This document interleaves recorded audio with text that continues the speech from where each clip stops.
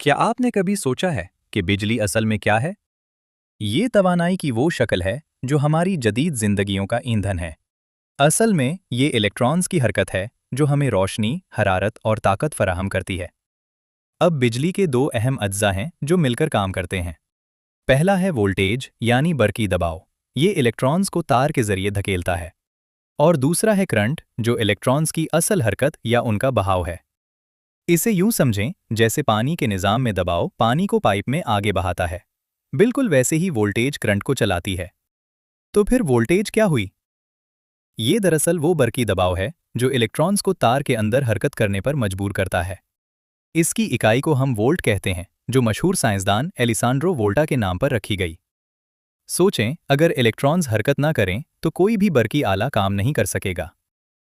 जब वोल्टेज और करंट का सही इम्तिजाज मिलता है, तब ही हमारे बल्ब रोशन होते हैं, पंखे चलते हैं और हमारे मोबाइल फ़ोन चार्ज होते हैं। लेकिन ये बिजली पैदा कैसे होती है? इसके कई तरीके हैं। बैटरियों में ये कीमियाई अमल से बनती है, जबकि जनरेटर में टर्बाइन्स घूमकर मकनातीसी मैदान की मदद से इलेक्ट्रॉन्स को हरकत देती हैं। सोलर पैनल्स सूरज की रोशनी को इस्तेमाल करते हैं और हाइड्रो पावर में पानी का दबाव टर्बाइन्स को घुमाकर बिजली बनाता है। इसके पीछे एक दिलचस्प तारीख भी है। 1700 की दहाई में डॉक्टर लुएगी गिलवानी ने देखा कि दो मुख्तलिफ धातों को छूने से मेंढक की टांग हिलने लगती है। उन्होंने इसे जानवरों की बिजली समझा।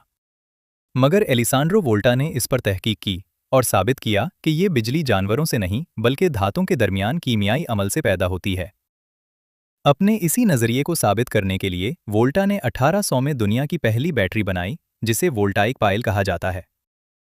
इसी वजह से आज हम बरकी दबाव को वोल्ट कहते हैं। बिजली की दो अक़साम होती हैं। एक है डीसी यानी डायरेक्ट करंट, जो बैटरियों में होता है और एक ही समत में चलता है। दूसरी है एसी यानी ऑल्टरनेटिंग करंट, जिसमें करंट अपनी समत बदलता रहता है। हमारे घरों में आने वाली 220 वोल्ट सप्लाई इसी की मिसाल है, क्योंकि ये लंबी मसाफत तक बिजली पहुंचाने के लिए बेहतरीन है। लेकिन याद रखें, बिजली जितनी मुफीद है, हिफाजत उतनी ही ज़रूरी है। कभी भी गीले हाथों से स्विचेस को हाथ ना लगाएं, ना ही टूटे हुए तारों का इस्तेमाल करें। सर्किट्स को ओवरलोड करने से बचें और ख़ास तौर पर बच्चों को बिजली के आलात से दूर रखें। हमेशा किसी तस्दीकशुदा इलेक्ट्रिशियन से ही काम करवाएं। देखा जाए तो बिजली हमारी ज़िंदगी का एक नागुज़ीर हिस्सा बन चुकी है। बल्ब रोशन करने से लेकर रात को मोबाइल चार्ज करने तक ये हर लम्हा हमारा साथ देती है।